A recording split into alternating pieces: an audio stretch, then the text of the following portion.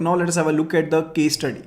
So here we are provided with the different data related to the authorized capital, paid up capital, statutory reserve, PNCPS, premium PNCPS, and all the other details. First of all, we need to calculate the CET1 capital. We need to first of all calculate the CET1 capital. Okay, so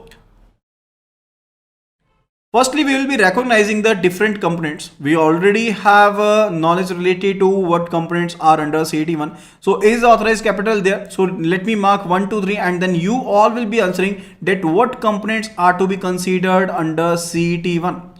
That what components are to be considered under CET1. Oh, this is not 7th one. Okay. So the general provisions and reserve will be numbered 7. Then it is number 8. Okay. So then it is 9. That is equal to total risk weight assets. Okay, so now you need to identify and you need to tell me that what are the components which are the part of CET1, which would be recognized under CET1. So kindly please do answer at the earliest. So which of the following components will be recognized as the CET1 components? So we have already gone through the definitions of all the components related to all the capital so be maintained, whether it is related to CET1, AT1 or the tier 2 capital. So CET1 and AT1 are the tier 1 capital components, and the additional tier 1 component is the maximum to be it is to be basically restricted up to 1.5%, and for CET1 it is a minimum percentage that is to be maintained. So one answer we have related to that says 2, 3, 4, 2, 3, 4, 5, 6, 7, 8. So they have answered that all the components over here mentioned over here would be under the CET1, but that is not so. So that is not so. So let me tell you related to that. Okay. So authorized capital is the maximum amount of capital that a company can raise, and that is not related to the CET1. The paid up capital is under the CET1 component. So let me write over here CET1. Let me write over here it is a CET1 component. Statutory reserves such as CRR, SLR to be maintained, those are also CET1 component. And for the PNCPS, these are components related to additional tier 1, not the CET1 if you remember. So PNCPS are under the additional tier 1, and any of the surplus will go to the tier 2 capital. Okay, that we have already learned. And for these are restricted to 1.5%. So PDI and PNCPS are restricted to 1.5% of the additional tier 1. Then it is premium in additional and PNCPS, that will also be recognized as additional tier 1 component. And for the debt capital instruments for T2, it already says it is under the T2. So PDI, these are PDI instruments, but for tier 2 capital. And general provisions and loss reserves are also the components related to tier 2 capital. Revaluation reserves are the components related to the CET1. These are also related to CET1. Is that clear? So Rahul Singh Rajput has answered us correctly, that is 2, 3 and 8. So these are the components related to the CET1 component. So let me write over here. So the paid up capital, it is given to be 3000, and further the statutory reserves are set to be 2250, and further the third one, it is a revaluation reserves, but these are to be recognized at 55% discount. 55% discount means only 45% of the values to be recognized for the CET1 components. Is that clear? So revaluation reserves are given to be 2500. So out of 2500, 45% of the value would be taken. So it will be 45% of the 2500. So that would be all that is to be covered under the CET1. So the total CET1 capital over here, it amounts to 2500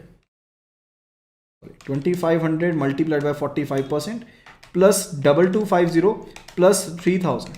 Okay, so it comes out to be 5250. So it comes out to be 5250. So this is the amount 5250. I'm mistaken. So let me check if I'm mistaken or not. I think I'm mistaken somewhat. So it will be yes. So 2500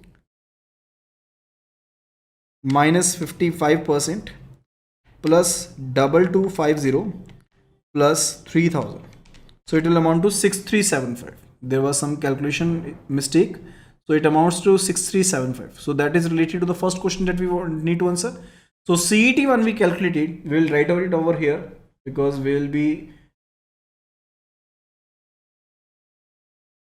requiring this value at some later stage. So it is 6375. It is 6375 for the CET1. And what would be the AT1? If we need to calculate the additional tier 1 capital, what would be the answer? What would be the answer? If we need to calculate the additional tier 1 capital, what would be the answer? So additional tier 1 component we have already recognized, it is PNCPS and the premium in PNCPS. Only those two components are to be recognized under the additional tier 1 capital. So PNCPS is given to be 2000, and further the premium in PNCPS, it is given to be 200. It is given to be 200. So the total amount over here, it is mentioned to be 2200. But you need to memorize that I already told you in case of the aggregate value of the PNCPS and PDI in additional tier 1, it is restricted to 1.5% of the risk weighted assets. So the total risk weighted assets are given to be 90,000. So it is mentioned to be 90,000. So 90,000 into 1.5%, and it comes out to be, it amounts to 1350. So the maximum amount that is restricted in additional tier 1, it is restricted to 1350. It is restricted to 1350. So the rest of the amount is to be accountable as the surplus. So we can write it over here that additional tier 1 capital will amount to 1350, and rest of the amount, that is minus 2200, that will amount to surplus. So we can say the surplus amount over here, it is 850. The surplus amount is 850 over here. Is that clear? Now you need to let me know what would be the CET1 ratio. What would be the CET1 ratio and what would be the additional tier 1 ratio. So far we have calculated the CET1, that is a capital under the CET1 and capital under the additional tier 1, and further we have also calculated the surplus we are having, okay, which would be recognized as a tier 2 capital, that we have calculated so far. Okay, but what if we need to calculate the CET1 ratio? I'm not talking about the CET1 capital, I'm talking about the CET1 ratio. In that particular case, if you memorize that the ratio is equal to the CET1 capital that we have calculated, CET1 capital, and further divided by the total risk weighted assets. So the total risk weighted assets in this particular case, these are given to be 90,000. So multiplied by 100, so that would be the CET1%. So it will be 6375 divided by 90,000 multiplied by 100. So that amounts to 7.08%. So that amounts to 7.08%. And also the AT1 ratio would be equal to, it will be equal to 1350 divided by 90,000. So that will amount to what? That will amount to 1.5%. So additional tier 1 we already know, because we already calculated it as to be 1.5%, that we calculated it because it is restricted to 1.5% itself. Okay, that we already calculated. And further for the CET1, it comes out to be 7.08%. It comes out to be 7.08%. Is it clear? And what would be the tier 1 capital? And what would be the tier 1 capital? The tier 1 capital ratio would amount to the CET1 capital, that is 6375 plus 1350 divided by 90,000 into 100. That would be basically the tier 1 capital. It will be 6375 plus 1350 divided by 90,000 and multiplied by 100. So that is the tier 1 capital, that is equal to 8.58%. Now the question arises, how come this can be over and above the 7%? Because the tier 1 capital is the minimum capital. Tier 1 capital is the minimum capital, not the maximum one. Okay, so the capital prescribed over here in the case of the Basel guidelines, it is a minimum capital. So it amounts to 8.5%. So tier 1 capital amounts to 8.5%.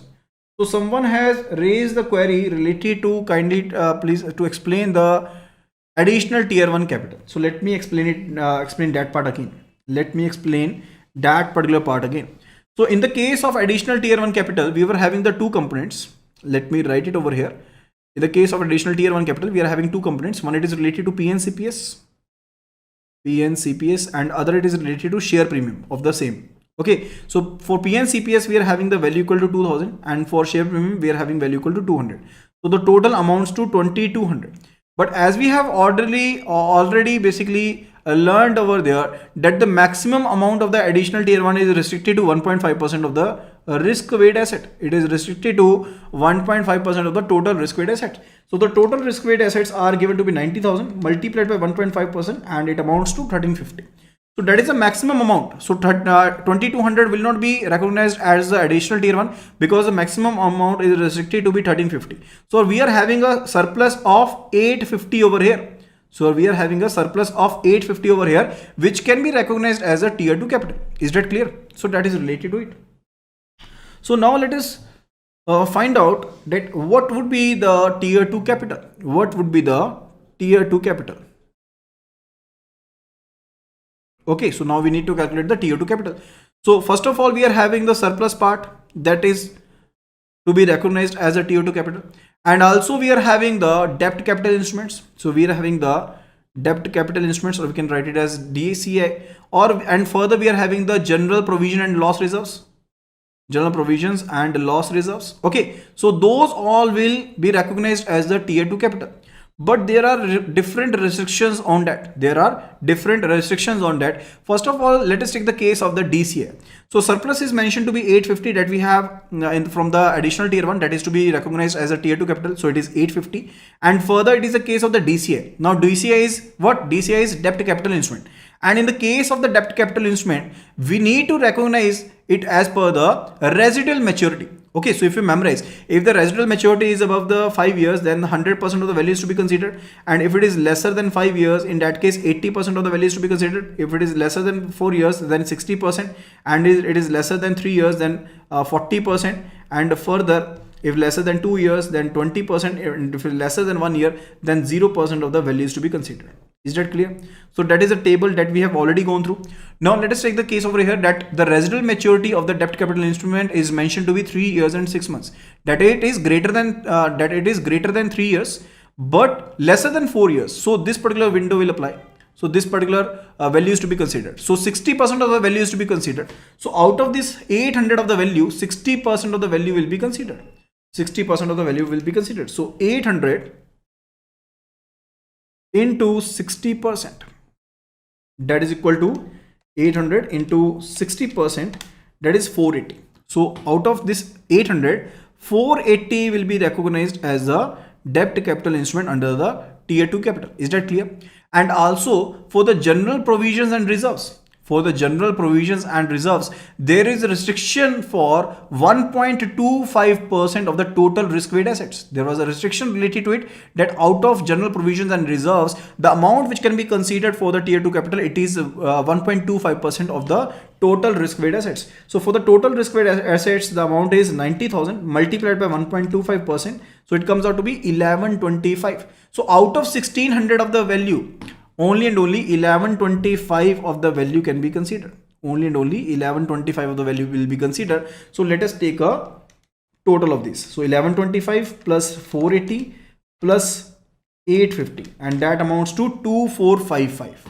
And that amounts to 2455. So this is the capital that is to be recognized as tier 2 capital. This is the capital which can be recognized as the tier 2 capital. Is that clear? And if we want to calculate the tier 2 ratio, what it would be? It will be equal to 2455 divided by 90,000 percentage. Multiply kar denge 100 se, multiplied by 100, so it will be 2455 divided by 90,000 and multiplied by 100, and that amounts to what? That amounts to 2.72.